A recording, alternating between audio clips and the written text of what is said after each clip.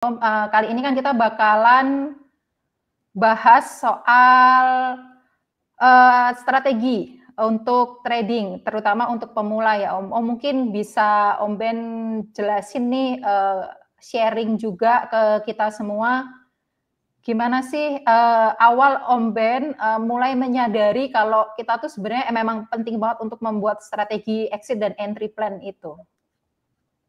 Ya, jadi untuk bisa bikin entry plan itu teman-teman yang dibutuhkan itu adalah mengerti analisanya, ya. Karena tanpa adanya analisa, saya rasa teman-teman itu akan kesusahan untuk entry-nya di mana, exit-nya di mana ya. Karena sesimpel nggak ada analisa, ya kan. Karena itu kita butuh analisa dan menurut saya analisa yang paling basic adalah analisa teknikal, ya. Itu bisa dipelajari semua orang ya dan berdasarkan chart dari situ kita bisa ngerti bahwa kita entry di mana sih, kita exit di mana, ya kan? Seperti itu. Jadi penting banget teman-teman untuk belajar teknikal. Itu menurut saya yang paling penting itu nomor 1. Seperti itu. Oke. Kalau untuk teknikal sendiri untuk pemula nih Om, kalau Om bisa share, sebenarnya teknikal apa yang paling mudah untuk pemula belajar dan bisa langsung diaplikasikan di dunia trading begitu? Nah, teman-teman kebanyakan tuh salah kaprah dengan teknikal. Jadi teman-teman berpikir bahwa teknikal itu harus kita pakai indikator, indikatornya harus yang banyak, yang ribet dan yang rumit. Sebenarnya enggak. Jadi teknikal itu basicnya adalah support, resist dan trend. Itu yang harus diketahui. Jadi basicnya di sana. Jadi sebenarnya saya pribadi pun terkadang jarang pakai indikator karena dengan support, resist dan trend saya udah mengerti nih sahamnya di area mana. Karena ketika saham berada di sebuah support ya dengan posisinya tren naik ya, kita bisa entry di sana dengan lebih baik lagi. Jadi yang perlu diketahui itu. Nah, tapi teman-teman kebanyakan nanyanya adalah Om Ben pakai indikator apa, moving average berapa dan lain sebagainya ya. Padahal yang utama adalah support, resist dan trend. Di mana kalau misalnya sebuah saham itu berada di area support itu adalah area entry kita, low risk. Jadi resikonya rendah. Karena ketika nanti jebol support ya, kita bisa pasang stop loss. Nah, saya pribadi, saya menentukan supportnya itu di mana dulu. Ya, kalau untuk scalping biasanya saya pakai chart intraday ya, chart 5 menit, 10 menit seperti itu, ya. Saya pakai dengan intraday itu saya juga cari supportnya di mana, ya kan. Nah, stop loss saya berapa? Biasanya stop loss saya minus 3% dari support tersebut. Nah, untuk TP bagaimana? Saya cari resistnya.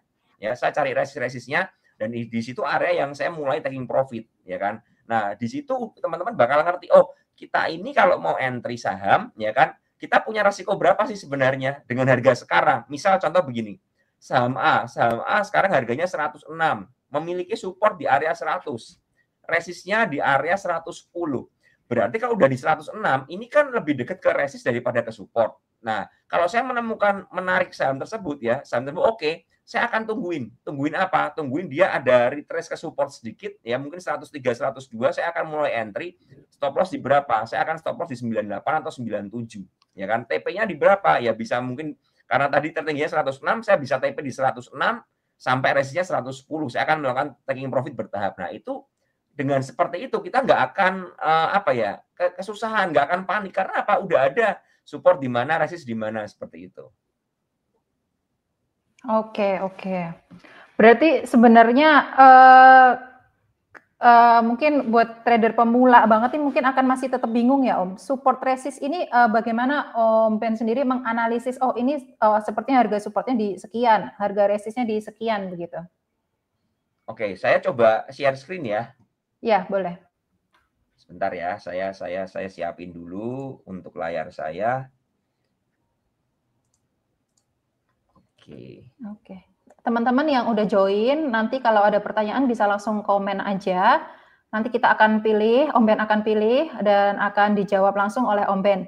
Namun sebelum kami memilih pertanyaan dari komen, sebelumnya kami akan membacakan beberapa pertanyaan yang sudah masuk ketika teman-teman melakukan registrasi di website rankia.id. Oke, saya coba. Nah, ini. Nah, oke. Nah, udah muncul teman-teman? Ya. Udah ya.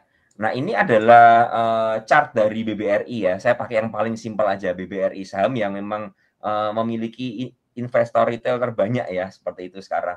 Nah, BBRI ini kalau teman-teman perhatikan ya, Nah, ini sebenarnya supportnya di mana sih, ya kan? Nah, kalau di area yang di sini, ini kan banyak sekali gap down ke bawah ya, gap down ke bawah tapi balik ke atas. Nah, tapi dari sisanya ini ya, teman-teman bisa melihat supportnya BBRI yang kuat tuh di mana untuk kita entry. Nah, kita bisa entry di area sini nih. Nah, ya di area sini. Nah, apalagi ketika dia naik seperti ini, dia membentuk pantulan di sini ya, dia sempat naik lagi, dia turun ke area sini. Berarti di area kuning ini adalah area demand area menurut saya ya, area permintaan. Ya, itu area support.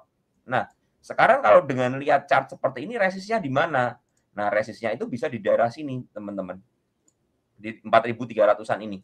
Nah, kalau teman-teman mengetahui seperti ini ya, waktu BBRI di bawah ini di 37, teman-teman malah nggak panik, ya kan? Malah nyicil beli, ya kan? Nyicil beli sampai berapa? Kalau dari 37 ini ya bisa sampai 35, ya kan?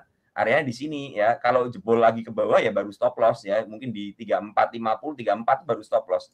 Nah, kita pribadi di komunitas PPC juga ada rekom BBRI di area ini karena yang mesti teman ketahui lagi adalah seperti ini. BBRI ini selama beberapa hari ya di area sini ini membentuk kayak pola sideways ya, sideways aja, supportnya masih sama ya, supportnya di area sini ya. Kelihatan kan di 37 ini nggak pernah jebol ya, nggak pernah jebol. Nah, baru kencang ke atas dengan volume ya kan. Dan di sini memang dia ada break dari area resist di 3950 ya.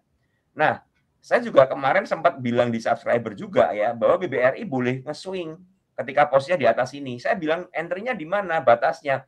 Batasannya kalian pakai 3950. Kenapa begitu? Karena di sini ada area resist yang udah di break.